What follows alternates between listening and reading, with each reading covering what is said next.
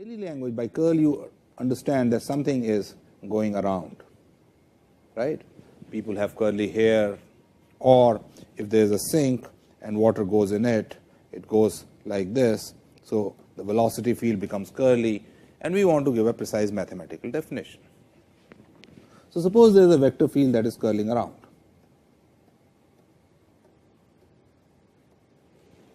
Let us take one particular line of this vector field and calculate the following integral. I will move along the line, taking small segments delta L, and calculate E on ith segment, multiply by delta L along the lines and add it, and make this path closed. Okay, so although there may not be any field out here, but I will make this path closed. And let us see what does it come out to be. For simplicity, again I am going to take a rectangular path, let us say in the xy plane. So please understand what I am doing. I am taking E at each point, taking this component along the path and multiplying by the small delta L and summing it all around, okay, which I can also write as what is called a line integral over a closed path E dot dl. This automatically gives the component of E along dl that I am taking. So let us do it for this small path in the xy plane. Let us take the lowermost corner of this to be x, y. Let this be x plus delta x, still at y, x plus delta x, y plus delta y, and x, y plus delta y. And usually when we do this going around a path, we take traveling direction to be positive if we are going counterclockwise. So I am going to take it like this. This is x y, x plus delta x y, x plus delta x, y plus delta y, x, y plus delta y. And let us calculate this integral over this entire path. So here is my path made in a bigger way, and let me write the points again: x, y, x plus delta x, y, x plus delta x, y plus delta y, x, y plus delta y. And let us calculate, traversing in a counterclockwise way, the sum EI delta Li. This is my path 1, 2, 3 and 4. Over 1, the value of EI delta L is going to be E x, and let us take this previous point here to be representing Ex, Ex y delta x, over 2, it is going to be Ex x plus delta x, y delta y. It is not Ex because now I am going in the y direction, so it should be Ey, which I can write as Ey at x, y delta y plus change in y with respect to x by the time I move delta x, delta y. So I have calculated over these two paths. Now let us go to path number 3. I will again make it x y, x plus delta x, y, x plus delta x, y plus delta y, and x, y plus delta y. Now I am going to calculate over this path number 3. Notice that for path number 1 we had Ex at x, y delta x, path 1. When I calculate it over path 3, for each value of x, the corresponding value on path 3, the x value remains the same, the y value has changed by delta y. So I am going to calculate for path 3, the E x is going to be E x x y plus partial E x over partial y delta y. Right? For each x, y has definitely changed at each point, and we are taking the x value to be out here.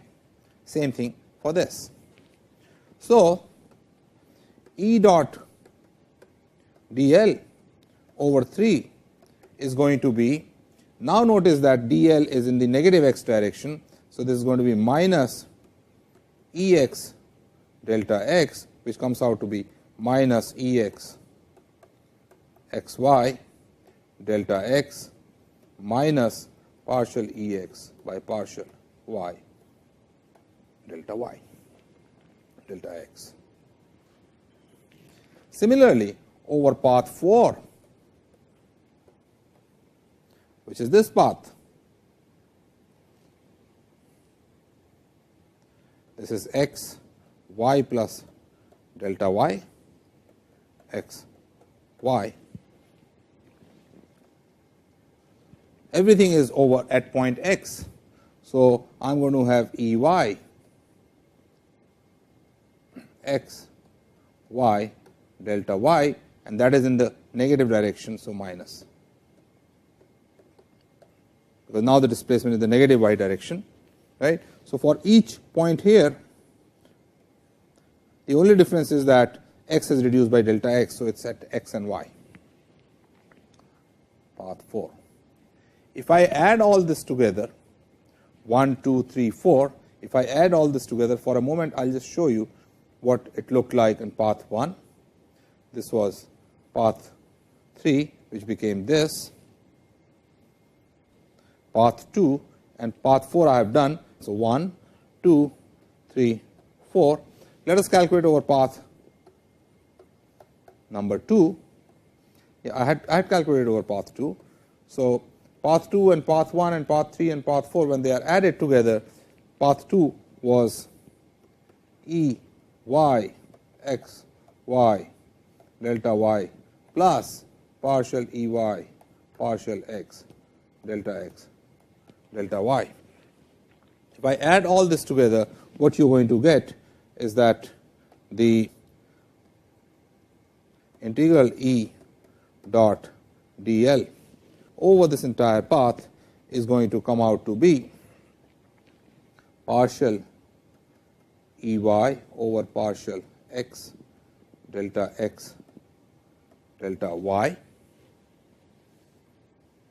minus partial E x over partial y delta x delta y. You can go back to the previous slides and see that all other terms cancel, which I am going to write as E y partial x minus partial E x partial y delta x delta y.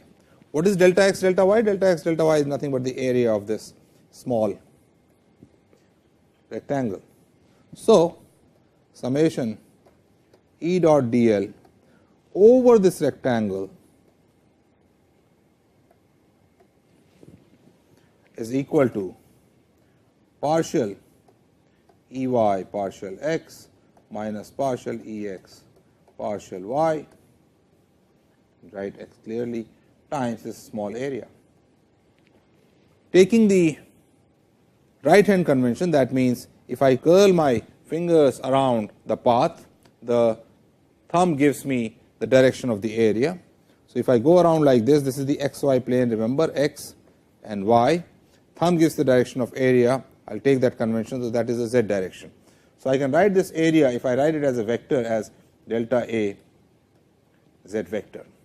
You are not unfamiliar with the vector notation. So earlier also, when we were calculating divergence, we were taking area direction to be coming out of the volume. So now I am going to use this convention that if I, on a path, if I curl, on a closed path, if I curl my fingers around the path, The thumb gives me the direction of the area. So, I can write this as delta A z, and this I am going to define as curl of E